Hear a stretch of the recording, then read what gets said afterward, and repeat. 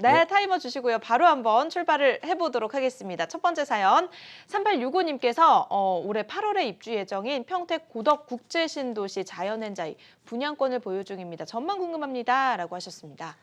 자, 일단은 우리가 제가 한번 이렇게 말씀을 드릴게요. 이게 부동산에 대한 이제 그 가격에 대한 급등락은요, 이제 네. 공급과 수요에 있습니다. 그러니까 수요가 많은 지역들은 당연히 가격이 올라가는 거고요. 상대적으로 공급이 많은 지역들은 가격이 좀 올라가기 어렵겠죠. 자, 이렇게 보시면 될 것 같아요. 이 평택에 있는 이 고덕국제 신도시 같은 경우에는 사실은 그 해당 지역의 일자리에 비해서는 물량들이 지금 상당히 많은 지역입니다. 그러니까 신도시 내에도 많지만은 이 평택 구도심에도 지금 아파트 물량들이 지금 상당히 많거든요.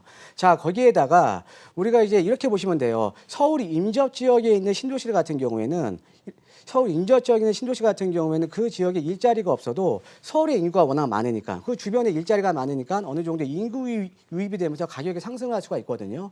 자, 그런데 평택 같은 경우에는 주변에 일자리가 그 주변에 한정이 돼 있잖아요. 한정된 일자리에 물량이 많다라는 거는 상대적으로 좀 가격이 계속 오르기는 어려움이 있겠죠. 그래서 만약에 투자 목적이시면 매도 쪽으로 가닥을 잡으시는 게 좋을 것 같습니다. 네, 매도 의견 주셨으니까 고민해 보시고요. 다음 사연으로 바로 넘어가 봅니다. 4343님께서 가양동의 184-5번지 다세대 주택인데요. 전망 부탁드려요. 매수해도 괜찮을까요? 라고 하셨는데요. 자, 일단은 제가 정확한 주소는 제가 지금 지도를 지금 못 찾아봐서 좀 그렇고요. 일단은 제가 좀 일반적인 내용을 좀 말씀을 드리겠습니다. 자, 가양동 일대 같은 경우도 아까 제가 방화동을 설명해 드렸듯이 지금 마곡지구 인근에 지금 입지해 있는 지역입니다. 자, 그래서 우리가 일반적으로 이 마곡지구가 개발이 되면서 마곡 업무지구가 확장이 되면서 일자리가 늘어난다는 건 당연히 주거에 대한 수요가 늘어나면서 주변에 이제 주택 가격이 올라갈 수가 있는 거죠. 자, 그런데 지금 보고 계시는 가양동에 있는 다세대 주택은 매수 안 하시는 게 좋을 것 같습니다. 자, 이런 거죠.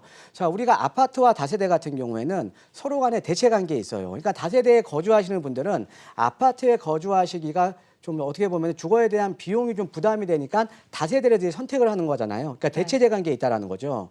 자, 그럼 우리가 어떤 지역의 다세대 주택의 가격이 많이 오르냐면 인근 지역의 아파트와 다세대의 가격 차이가 큰 지역들의 가격이 많이 오릅니다. 자, 반대로 우리가 아파트와 다세대의 가격 차이가 적은 지역들은 우리가 이제 적은 지역들 같은 경우 당연히 다세대보다는 아파트를 선택을 할 거 아닙니까? 자, 그런데 아까 제가 그 첫 번째 시청자분하고 말씀드렸듯이 그 방화동 일대나 이제 가양동 일대에 상대적으로 좀 아파트 가격이 낮은 아파트들이 좀 아직까지 좀 있다라는 거죠. 자, 그러면 이제 주변에 아파트 가격이 낮은 아파트가 있다라는 거는 대체 관계에 있는 다세대 주택에 그만큼 가격 상승률이 적다라는 겁니다. 그래서 매수는 좀 안 하시는 게 좋을 것 같습니다. 네, 이렇게 답변 드리고요. 다음 사연입니다. 0284님, 동판교회 보틀마을 9단지 보유 중인데요. 매도 후에 대치동의 은마아파트나 개포주공 1단지 매수 어떨까요? 라고 하셨습니다. 이렇게 갈아타기 어떻게 보시나요? 자, 일단 결론부터 말씀드리면 네. 예, 매도하시고 갈아타시는 게 좋을 것 같습니다.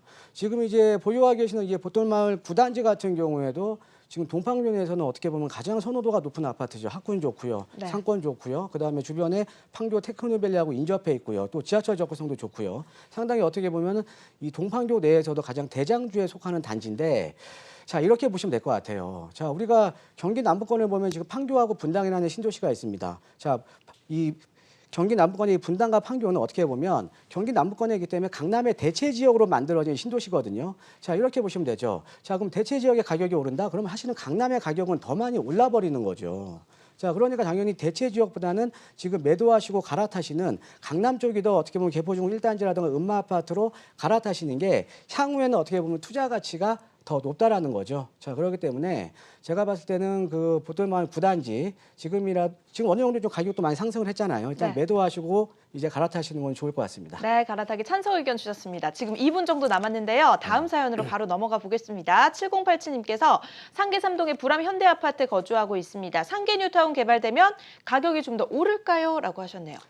자, 이제 결론적으로 말씀드리면 가격 상승 여력은 조금 있는데요. 많은 폭은 오르는 게 아닙니다. 자, 왜 그러냐면 지금 이제 이 상계동 일대 같은 경우는 아무래도 이 서울 도심가에 어떻게 보면 물리적인 접근성이 상당히 멀죠. 그러니까 직주 근접성이 상대적으로 떨어지는 겁니다. 자, 그래서 이런 지역들 같은 경우에는 아무래도 주거에 대한 수요가 적은데 주변에 이제 상계 뉴타운이 개발이 되면 어때요? 수요는 적은데 물량은 많아지는 거잖아요. 예, 그러니까 물량은 많아지는 거기 때문에 상계 뉴타운이 개발이 된다고 해서 가격에 대한 오름폭이 커진다? 이건 또 아니라는 거죠. 그래서 가격에 대한 상승폭은 있지만 아주 큰 폭의 가격 상승 여력은 좀 어렵다라고 이제 보시면 되겠습니다. 네, 큰 상승 여력 없고요. 다음 사연입니다. 1198님께서 청계한 신규 플러스 매입했습니다. 전망 궁금합니다 하셨네요.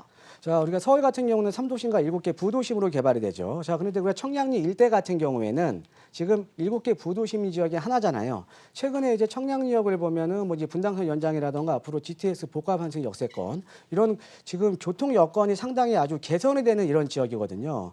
그러니까 이제 부도심으로 개발이 되면서 교통 여건이 많이 개선이 된다. 당연히 주거에 대한 선호도가 아주 상대적으로 아주 높아지는 지역이죠. 자, 거기에다가 인근에 전동 답신 뉴타운까지 지금 개발이 되고 있기 때문에 전체적인 주거에 대한 선호도가 높아지는 지역 중에 하나입니다. 그래서 매수는 좀 잘하시는 것 같습니다. 네, 저희 다음 사연 빨리 볼게요. 여유자금 3, 4천만 원 어떤 지역 투자하는 게 좋을까요, 대표님? 자, 아까 제가 말씀드렸듯이 여유자금 3, 4천만 원으로 투자를 하실 때는요.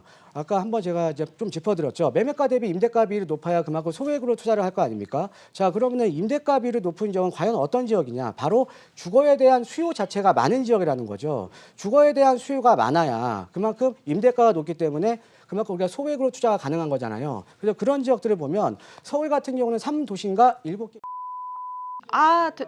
죄송합니다, 대표님. 저희가 6번째 질문을 해결을 하다가 마이크가 꺼졌습니다. 6분이 다 지났는데 수요가 많은 지역이라고까지만 말씀을 해주셨거든요. 어떤 지역인지 마무리를 좀 해주실까요? 자, 그럼 수요가 많은 지역은 바로 3도심이죠. 아까 말씀드렸듯이. 그래서 영등포 일대라든가 중구 일대라든가 이런 지역이 좀 수요가 많은 지역이기 때문에 이런 지역으로 좀 소액 투자가 가능하니까 이런 지역을 좀 눈여겨보시는 것도 좋을 것 같습니다. 네, 이렇게 답변 전해드리고요. 좀 더 자세한 정보 궁금하신 분들은요. 우리 대표님 직접 만나볼 수 있는 강연회에 참석하시면 좀 더 자세한 물건에 대한 정보 얻어보실 수 있지 않을까 싶습니다.